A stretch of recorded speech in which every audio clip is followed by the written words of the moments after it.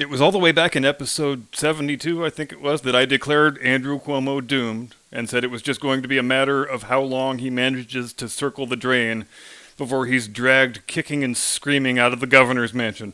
And to his credit, he did manage to circle that drain for an impressively long period of time, several months, if I'm not mistaken. But he was still doomed. He was always doomed, and it became official yesterday. As you almost certainly have heard by now, the Attorney General of the state of New York released the findings of her investigation into Governor Cuomo's serial sexual predations, and in her report she confirms what most rational people already knew or strongly suspected. Andrew Cuomo is an inveterate sleazebag who thinks workplace rules and sexual harassment laws and basic social decorum are for other people and not him. Now, dozens, perhaps hundreds of current and former female subordinates confirmed to the Attorney General and her investigators that yes, Governor Cuomo basically never met a woman employee whom he didn't grope or manhandle or kiss unwantedly or make weird, creepy sexual remarks to, sometimes all of the above. You may also have seen the ridiculously cringe-inducing video that the governor put out in some sort of last-ditch effort to save himself from resignation or impeachment, which are the only two choices he has left on the table now. His party has abandoned him, he has no defenders left, so he sits effectively in the same spot where Richard Nixon sat on 8 August 1974. But it is in the content of that ridiculous video where one can gain some very useful and instructive insights into the kind of man and the kind of employer Andrew Cuomo is. Because the video consists of a series of still images, complete with panning and zooming effects, of course, for that little artistic flourish, that show Cuomo pawing people's faces and putting his lips all over him in public while he does a voiceover wherein he explains the rationale for why all of the many assorted sexual harassment claims against him are totally false, because sure, I may have groped all those women, but it can't be sexual harassment because I grope everybody. I engage in unwanted touching with every single person I encounter, so it is impossible for me to be a sexual harasser. Now, the fact that this video was actually released for public consumption tells you exactly the type of boss this man is. One who only surrounds himself with slavish sycophants who are expected to always blow smoke up his ass and pretend that all of his ideas are great and brilliant. Because if he had any staffers around him in his office who were willing to tell him the truth about things, to risk saying things that he won't like, that person or people would have pointed out two things. First, I grope everybody is not a credible defense against charges of sexual harassment and unwanted touching. And second, when you are one of the very same people who have been telling the entire country for the past year and a half that they need to maintain 6 feet of distance and treat all their fellow humans as potential carriers of a deadly virus, and that exhaling in someone's general direction is an act of attempted murder, a video of your creepy ass manhandling a bunch of people's faces and rubbing your lips all over them is really, really not a good look at all. Because it just sends the message, as if it hasn't been sent clearly enough already, that people like him are not bound by the same rules and expectations as are people like you and me. Also, and this is just me, if some guy comes up to me and puts both his hands on my face, irrespective of who he is or what his intent, I am punching that motherfucker. Your mileage may vary. So he's lost Biden, he's lost Pelosi, they've both called for his resignation. At least 4 of the county DAs in New York, and that number is likely going to grow, are putting together criminal complaints on him. And even the distinguished mayor of New York, Bill de Blasio, the artist formerly known as Willie Wilhelm, he's never been bashful about his hatred of Cuomo, but of course, he didn't miss the opportunity to pile on and say that he should be impeached and removed if he's unwilling to resign.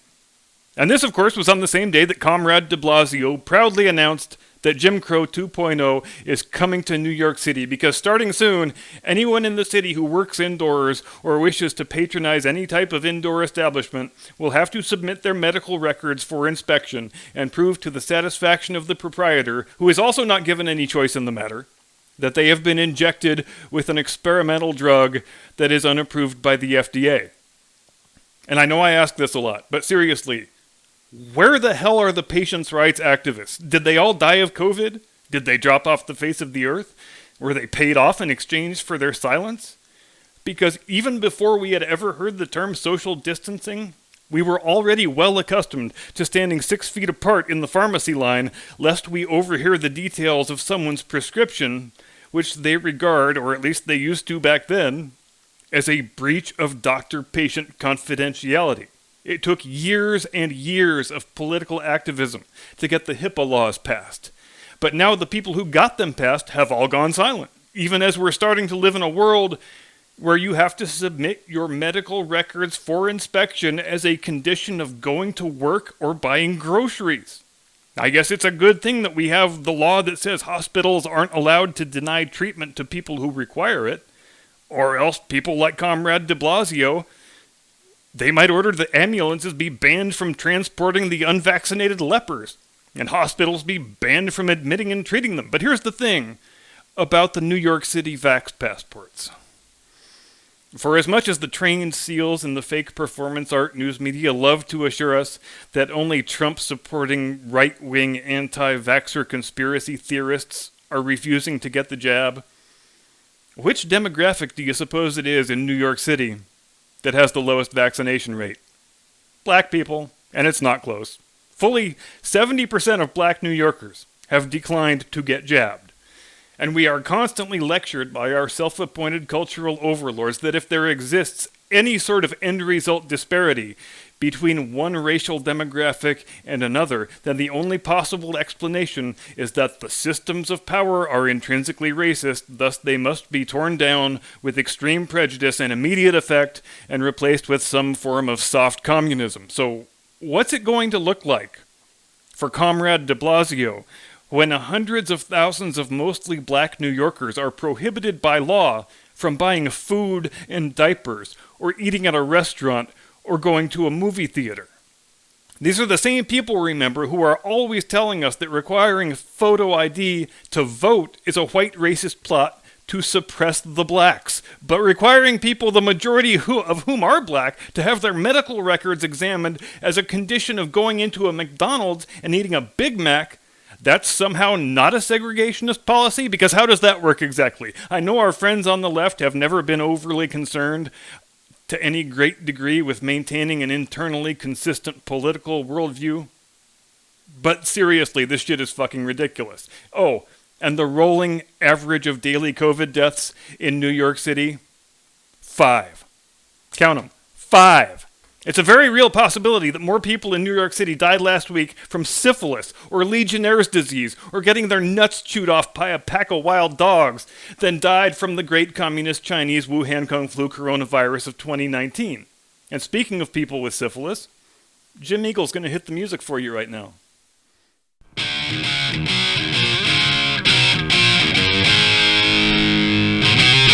From high atop the battlements of Castle Curmudgeon, where we extend our warmest wishes for a happy 40th birthday, allegedly, to Her Royal Highness the Duchess of Sussex, who woke up today in such a good mood that she opened up her handbag and allowed her husband to say hello to his testicles.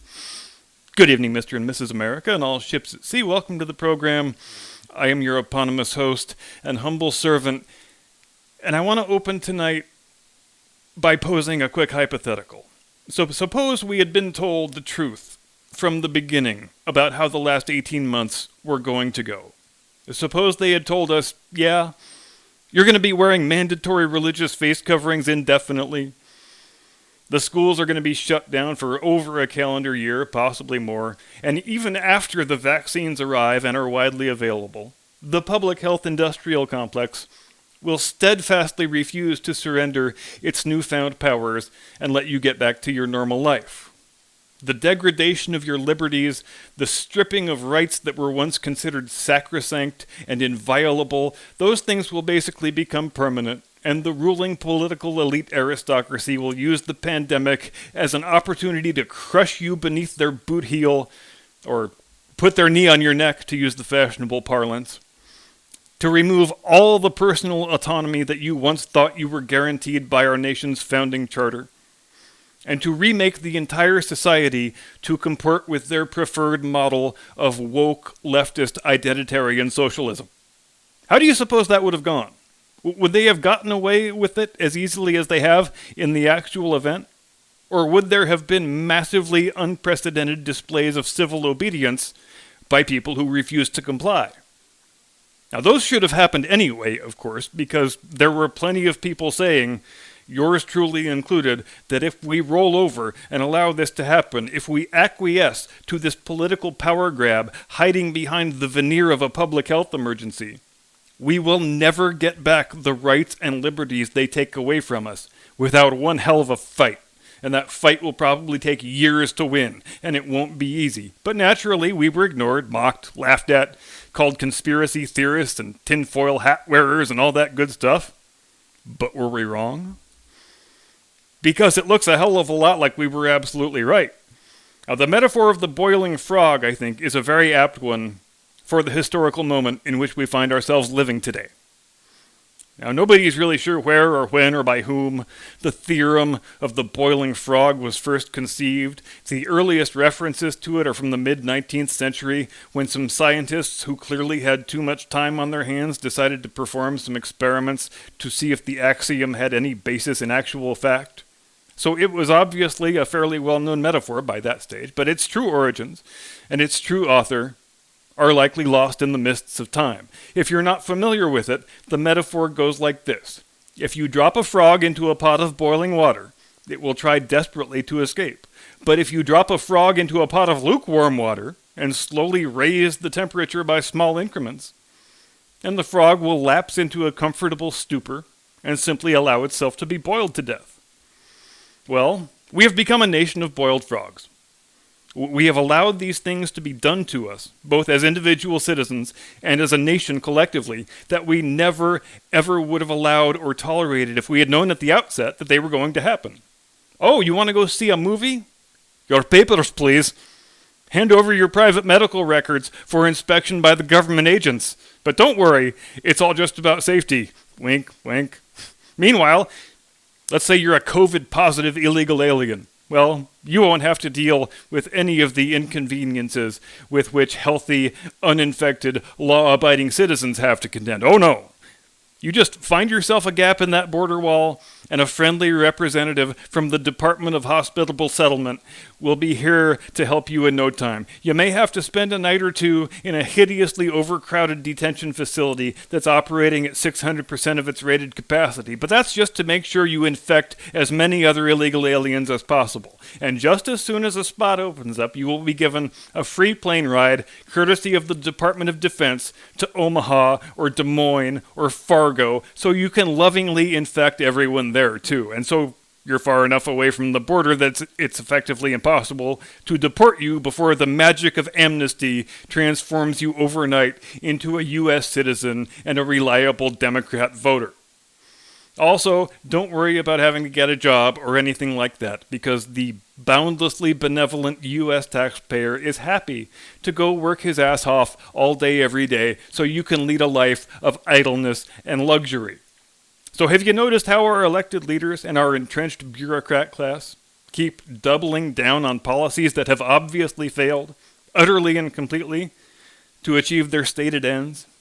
There exists no data from anywhere on the face of the earth to suggest that population-wide mask mandates have had any difference at all.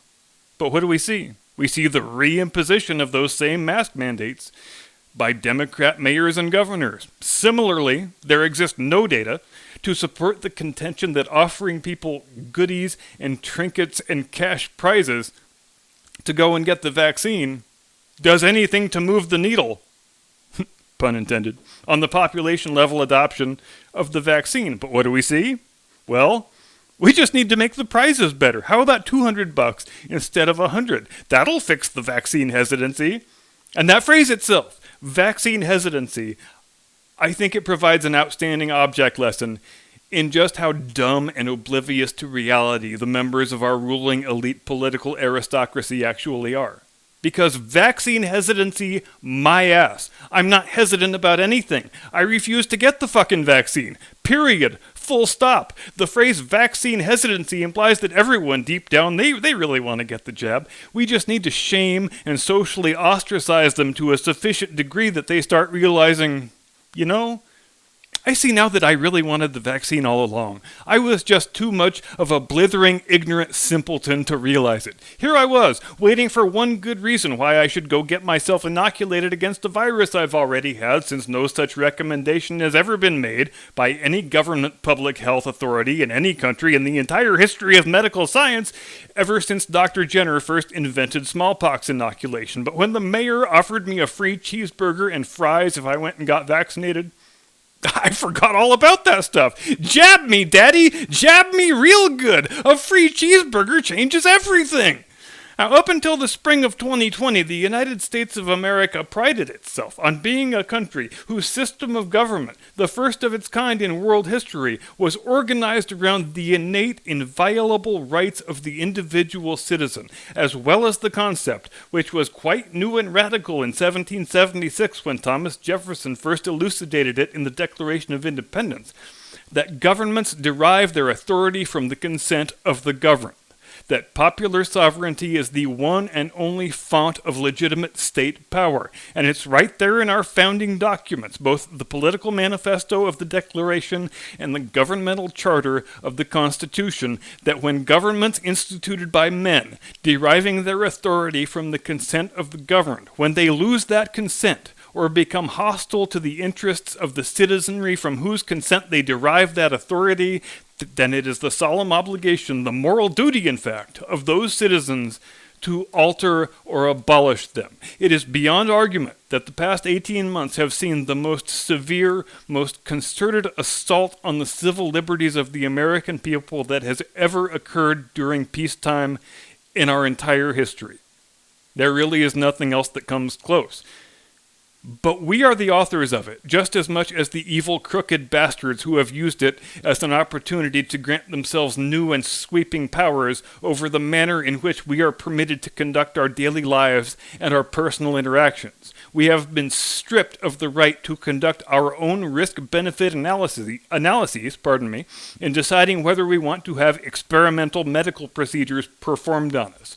We are no longer grown men and women with functioning brains in our heads who are perfectly capable of making our own decisions for our own reasons, according to our own individual circumstances and the dictates of our own conscience.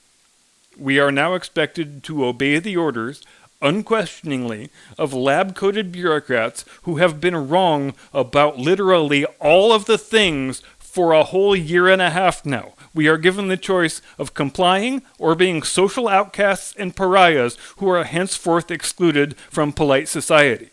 I sometimes find it difficult to believe that it's actually the United States of America that I'm talking about, and not some third world shithole that changes its system of government each time there's a military junta. But that is where we are. Also, why on earth was the CDC ever granted the authority to cancel rent payments? How exactly does that power fall to a public health agency? It's kind of horrifying that any agency of the central government possesses that authority, if you ask me. I think I would like to know what piece of legislation that was in, and which idiot Republicans voted for it, in case I need to add any more names to my idiot Republican list. And on a similar note, I think I'd like to have a word with the Republican senators who voted to confirm an honest-to-God open borders activist to run our border security agency. Because how did that thought process go? Was it one of those deals where, well, if Democrats and Republicans both vote for a thing, then that equals bipartisanship, and bipartisanship is always good for the country, right? I would like to be able to say that we, our nation of boiled frogs, still have time to extricate ourselves from the pot of boiling water and avoid being a hearty meal for Stacey Abrams and Jerry Nadler. But I don't know that we do. We would have to stop trusting and start fighting really hard right now and not stop until we get our normal lives back. The normal lives to which we are entitled to live by this country's laws. But all I see is people dutifully putting their masks back on, dutifully abusing their children by forcing them to put masks back on, dutifully following the orders of people who have provided no reason whatsoever why their orders ought to be followed by anyone. Now, I am not a religious man, but I feel like I live in a world now where dull, unexceptional, lab-coated bureaucrats are imbued by the public at large with the type of absolute, infallible, unreviewable authority that used to be reserved for supernatural creator deities. And if you're giving me a choice between the one and the other, between a society centered on the authority of the Judeo-Christian God in whom I don't believe, and one where a bumbling idiot like Tony Fauci is effectively the grand Ayatollah of a new state religion, the Holy Apostolic Church of bureaucratic incompetence, I am going to choose old-time religion 100 times out of 100. Because it is far less dangerous, and Jesus never tried to take my rights away. See ya Friday. Get off my lawn.